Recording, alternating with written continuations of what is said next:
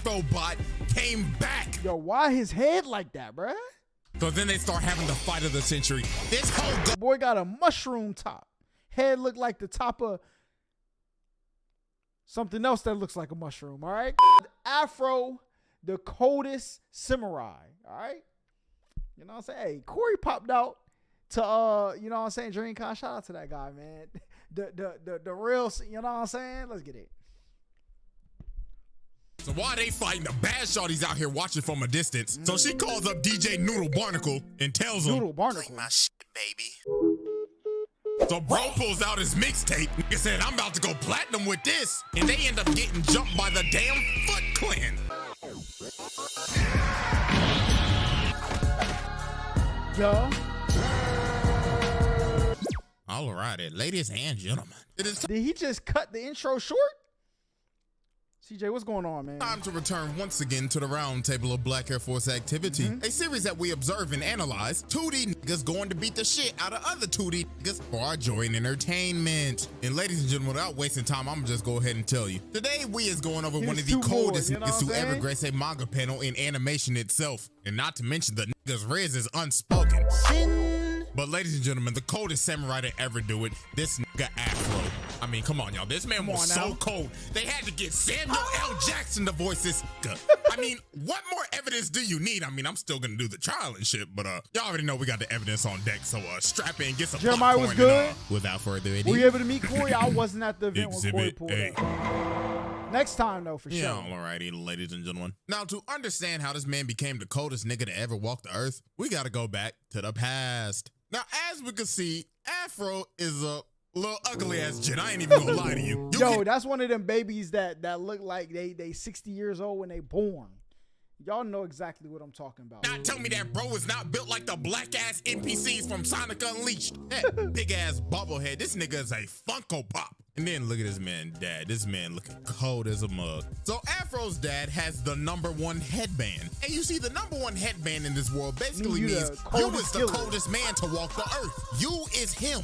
But there comes some baggage with it. Because everybody's your op. Everybody wants the goddamn headband. Facts. But you have to have the #2 headband to challenge the #1. So Afro's dad. Yo, low key, #2 is the worst position to be in.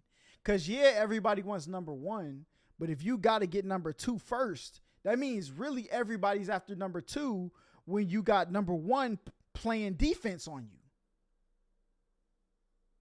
Low key, I'm going to just stay #3. That's what I'm going to do, all right? And is about to face off against the #2 headband. Now, you see, the holder of the #2 headband is this man named Justice. But to be honest with ourselves, this is literally Freddy Krueger. Oh, God. Bro decided to make a guest appearance. So this man Freddy wasted no time. Bro pulled out the dual revolvers and started blasting. But that man Afro's dad was the coldest man on the earth for a reason. He started blitzing bro. Had this man on his heels tiptoeing back to Elm Street. So as he has bro right where he wants him, he goes in for the kill shot. But unfortunately, Freddy had tricks up his sleeves. He decapitates this nigga right in front of his son. Fatality. And then this man picks up his head. That's crazy. Takes off the #1 headband and throws it at this little nigga. He said, here's your nappy-headed ass daddy head, boy. You got to get your lick back, bro. You spend the rest of your life getting your lick back after that, okay? So then he walks up to Afro, this traumatized kid that just saw his dad's head get cut off. And he says, ooh, it's unfortunate you had to see that little nigga. But it's all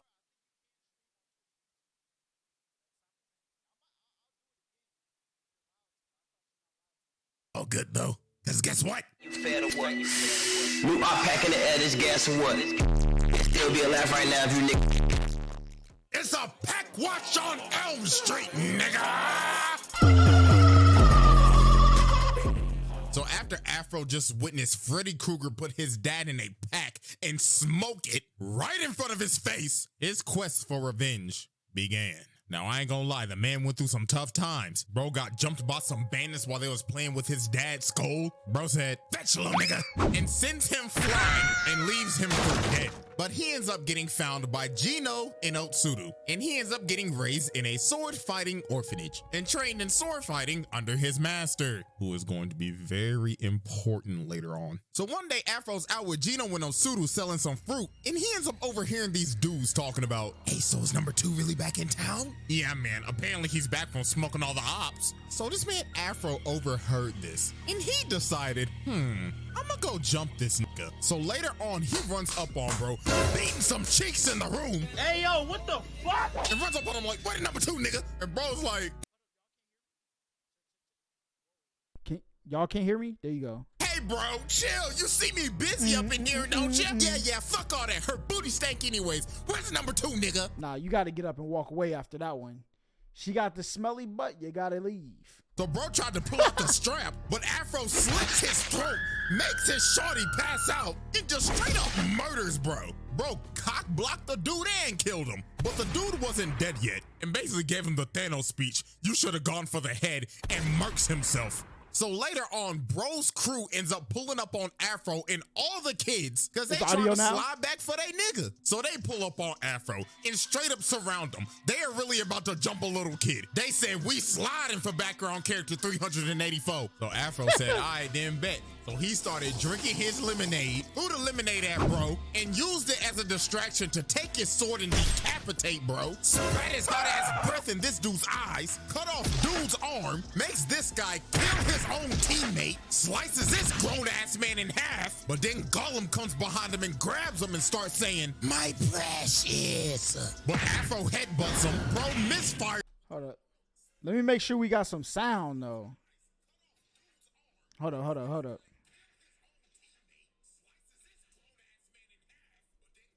Let the stream catch up. Yo, my stream is way behind.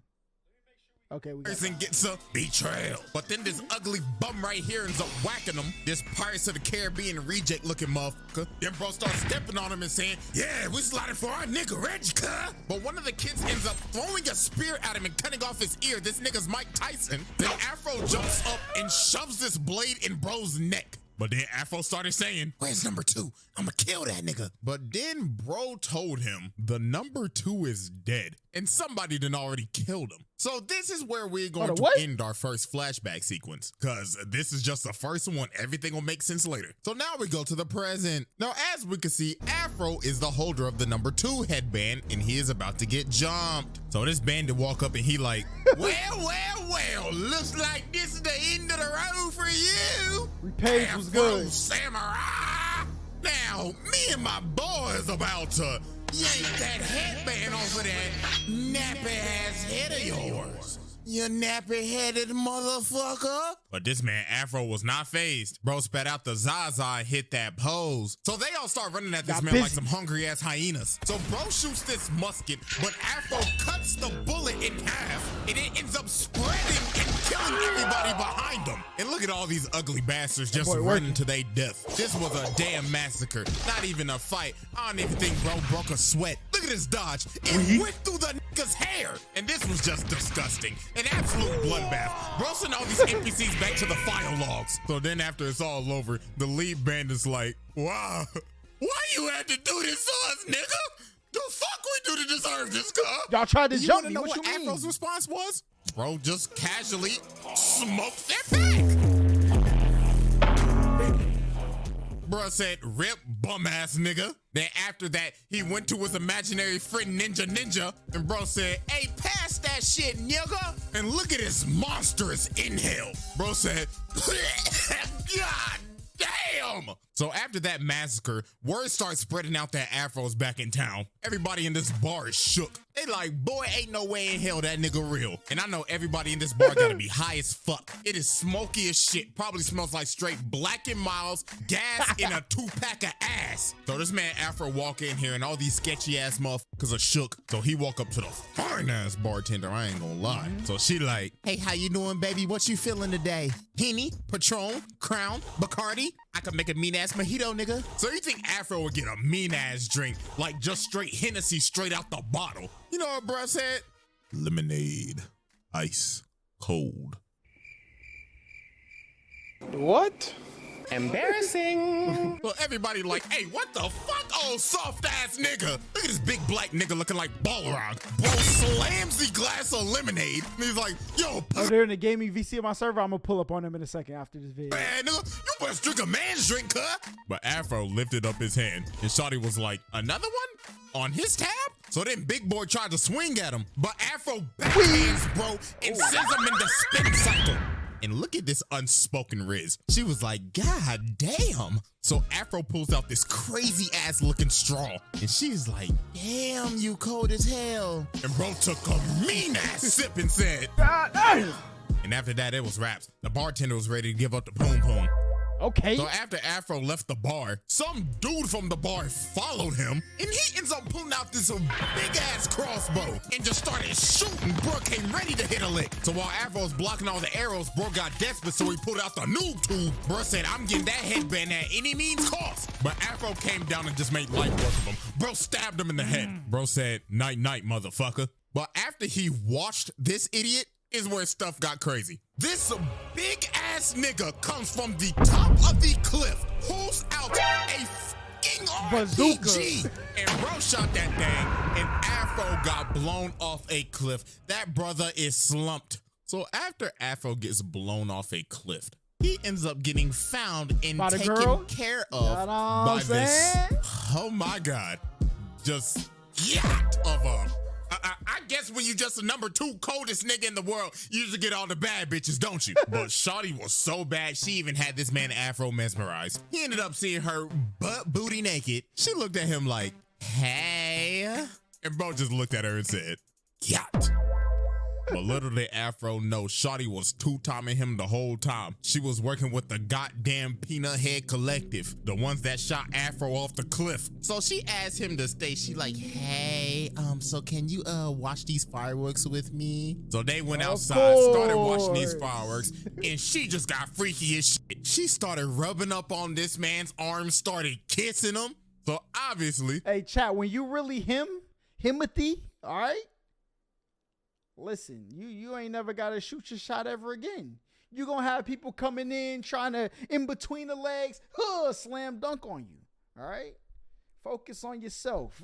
That man Afro was like, oh, I'm busting the shit out of these cheeks. And yeah, you know what happened next. Turn on the R&B music, nigga. It's something about your girl. These are my hands, YouTube. These are my hands. As you can see, I'm just clapping to congratulate a young nigga for getting some ass. So after Afro dropped off the BBC Glizzy destruction, Shawty said, fuck all this, I can't do this no more. Nah, Lena the Plug is crazy. Betraying the League of Peanut Heads, because she was like, nah, I can't do this. The BBC too good. But actually the reason— Come on, you put that thou yow, you know what I'm saying? You in there, okay? You in there. Was this is actually his childhood friend Otsudu the whole time. The one that straight up found him when he was left for dead. And she said she wanted to watch the fireworks with him before she died. So while they having this sentimental ass conversation, they end up getting ran up on by the ops. So Afro's telling this shawty, you need to get the stepping button. And the peanut head on top like, stupid bitch. Oh, he did her like Sephiroth did. Yo, nah, son. You see something like that, you got to get active. Now, listen, my man could have been just there to hit the draws and keep it moving. In that case, this is not my fight. Letting the BBC hypnotize you and shit. And then they just straight up burnt the house down, bro. And this man, Afro, was hurt. But this done made the man even more revenge driven. Bro was like, first my dad, now my shawty? Nah, nigga, that ain't gonna do. And then this man Ninja come out and he started talking, saying, hey, my brother, I mean, at least you got the hit. Now keep this pick that she gave you and pick out that nappy ass head, boy.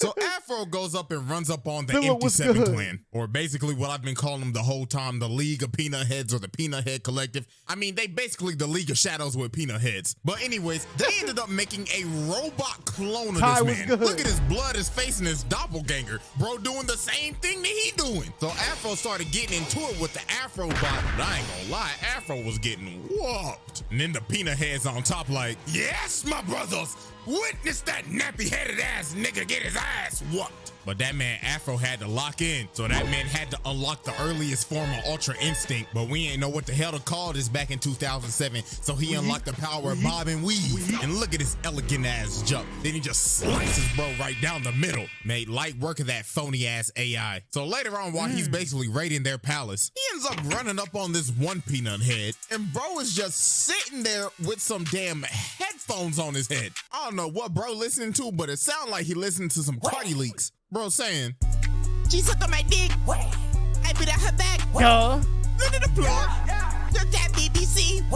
then bro just starts pouring some tea, then just starts bowing down saying, please just let me listen to my Cardi leaks in peace. So after Afro passed him, he ends up running up on the big ass dude that shot him off the cliff. But Afro made short work of this bozo. Bro came from the roof and said, this is for my shorty.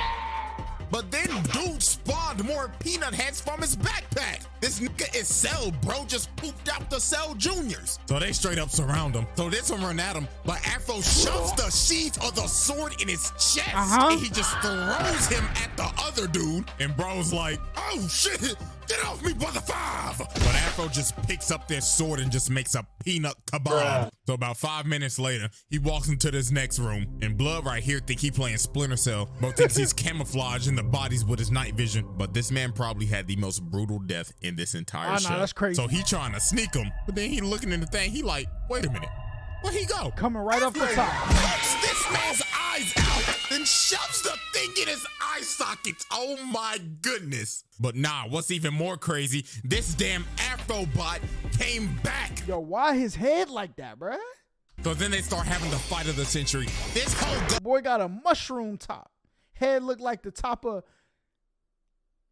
something else that looks like a mushroom. All right, come on now, YouTube. Hey, they're my hands, YouTube. Look, it was a joke. Come on, that was a joke. The mushroom, you know what I'm saying? up to Kingdom Come, and then they just start fighting while falling through the clouds. But that man Afro got a good stab on him, and the robot was like, oh shit, danger, danger. And Afro just slams the robot back into the palace. And then the sword comes down right into its head, and the robot ends up blowing a load. Pause, but literally, nigga said, that felt good. So after Afro cooked the entire league of peanut heads and spun back for his shawty, he ends up running up on a man with a teddy bear on his head. And he's like, I've been waiting a lot. Bro, I seen mad people at DreamCon with this helmet on. Look like they do 17,000 push-ups every day. Listen, they got stores for y'all, all right? And that store in GTA is called Something Nation. So Something U Nation. Ain't nobody got time for all that. On time for this. Afro Samurai. Yo. This nigga is breathing and sounding like Darth Vader. This man Samuel L. Jackson must have loved that role as Mace Windu because this entire fight was a Star Wars reference. But this man Afro does not draw his sword and he just starts running away. And then he started getting cooked a little bit. So Teddy Bear Darth Vader's like, oh, Maya was good. Luke was good. Nigga, I mean, you're already one with the dark side, are you not? The dark nigga, side. that's kind of racist. Quiet, you ignorant imbecile. I'm just speaking the facts. Then he jumps up and just slams him through this entire building. So then he ends up taking off the teddy bear mask. And this is his other childhood friend, Gino. Bro, on God, bro. This is a homage to Star Wars because this low-key Anakin. Once he got bodied, you know what I'm saying, by Obi-Wan, they turned him into Darth Vader. This is exactly what he looked like. So now we end up moving to our second flashback and Emmanuel how was this good. man Afro actually got the #2 headband. So do you remember his master that took him in and raised him and trained him in sword fighting? Yeah, Brody had the #2 headband the whole time. But this man Afro said, I do not care if you are my master. He said, I'm trying to get to buddy who killed my dad. So if I got to kill you to good, you know what I'm saying? Spam F to pay respect to you, big fella. You're done. GG. Gang, get. Okay. No, we're not doing that. I need that musty ass headband, nigga. And he's like, do you dare fight me, boy? I raised you. I was the father that stepped up. I would say, look, then you need to go cook number one. Then you go get my lick back, and you could keep the headband. But until then, big fella, I'm gonna need that up off you. What's he talking about? But all these bandits end up running up on them and all they students because everybody wants that number 2 headband. But it was a literal bloodbath. All of Afro's friends just started dying.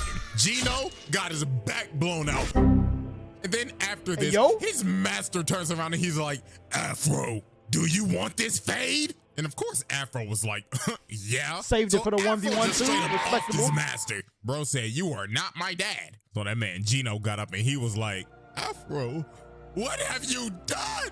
You're my brother, Afro. I mean, even though you're already on the dark side, you were supposed to destroy the Sith, not join them. My bad, cuz. And that man Gino fell off a cliff. And after that day, Ninja was born to help Afro cope. And Gino was found by the League of Peanut Heads and turned into Darth Teddy Bear. So after Afro sheds Ninja from his conscience because bro was like, I gotta tap in. Afro finally got serious and they started really scrapping. But this man Afro said enough of this bullshit and hits this man with a critical hit. Straight through the gut. That man really hit him with the, even though you was my brother, you could still get cooked. Rest in piss, bozo. So finally, after all the long years in the rampage this man has gone on, Afro is now about to slide for his pops. This man Justice, aka Freddy Krueger, just sitting here looking malnourished as fuck, looking like a dried sponge, starts saying, about damn time, little nigga. In all honesty, I was getting bored. But it looks like your black asses finally came to spin for your pappy. So Freddy jumped up and shoot him and told him, get ready to join your daddy, nigga. So this man just started blasting, bro. This nigga has an infinite mag. He hasn't reloaded once. But that man Afro got in close and cut off his arms. But this man Freddy said, you've fallen into my trap, dumbass. And it is finally revealed how this man killed Afro's dad. Bro has a third arm in his back. But Afro counters it and slits bro's throat, and that nigga's... He got 3 arms. Some of us got 3 legs. Hey, that third leg's a killer too, okay? You know what I'm saying? Third arm killed his dad. His third leg would have killed his mom, all right? His head is hanging on for dear life. But obviously, it's not that easy to kill Freddy. Bro reattaches his head and earthbends this nigga to heaven. So bro thinks he stabbed him through the head, but bro's aim is garbage. He stabbed him through the afro. So Afro comes down and shish kebabs this nigga. Fatality. And that man Afro finally became the coldest nigga in the land for now.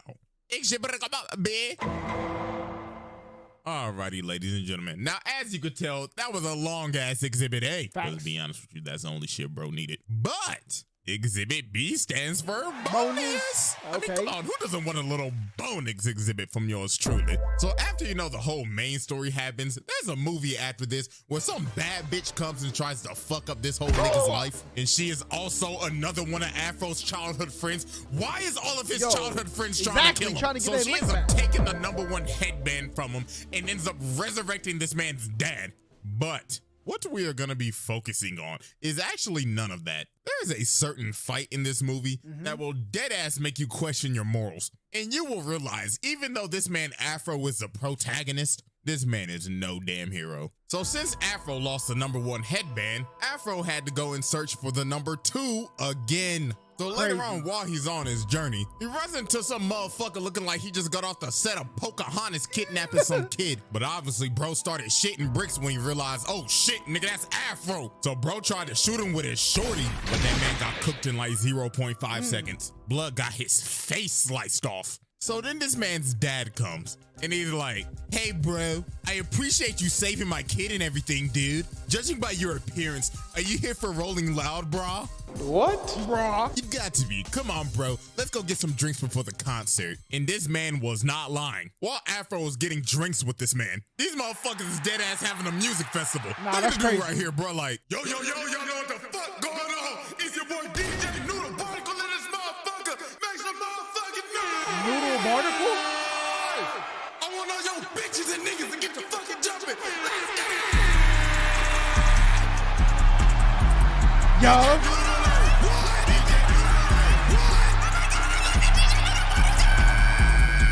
So while everybody's outside right now enjoying Rolling Loud with DJ Noodle Barnacle, Afro's in here with the mystery man. So bro's like, cheers, brah. Watch me shotgun this shit.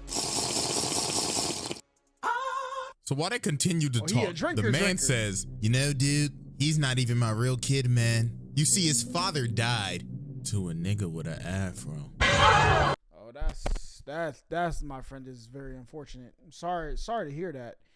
Being that I'm black with an afro doesn't mean that person came from my lineage, so you know what I'm saying? So yeah, this is a number 2 headband holder, Shichiguro. But see, here's the thing. Bro actually has good intentions because he wants to hide the number 2 headband to stop the bloodshed. But this man, Afro, did not care at all. Bro will stop at nothing to get that musty ass headband. So they go outside and they about to duel. So Shichiguro's like, you know, bro, I really thought we could have been good friends, brah. But your vengeance blinds you, bro. Not cool. So they start to scrap, and it looks like these dudes are just dead even. So Afro tries to land a strike, but bro stops it with chains on his forearm, and he just got this big ass chain hanging. Bro got all this ice. This nigga Karapika. All bro missing is a shovel. So he just started whipping that hoe, had Afro on his heels. So Afro said, to hell with this. Let's have a change of scenery. So they run out to the festival and start fighting in front of everybody. They even started fighting in the damn float. So while they fighting, the bad shorty's out here watching from a distance. So she calls up DJ Noodle Barnacle and tells him, Play my shit, baby.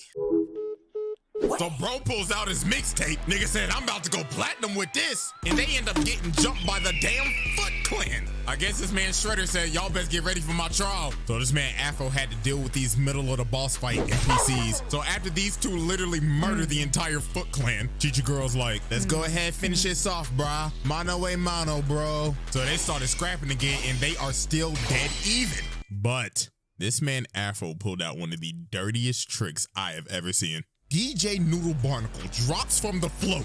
Afro grabs him and pushes him to Shichiguro, uses him as a body shield, and stabs Shichiguro through the DJ. Bro, ain't no way this nigga just used DJ Noodle Barnacle as a body shield. And that man ended up killing Shichiguro and taking that number 2 headband. We need those. Right in front. Yeah, this is why you can never stand between somebody and their goal. If you don't want war, just move out the way and let them get to where they need to be. Hey, look, I'm going to take this headband up off you. You can have it, big fella. I don't even want it no more. You know what I'm saying? Take that. Of his son. This man Afro has basically killed both of this little kid's father figures. And before he left, he had to say a prayer for that pack. God is good. God is great. Let us thank him for this pack. Amen. And leaves this little ugly ass boy with this terrible ass haircut to grieve over his dead father. And after the fight, you want to know what Afro did? Yeah.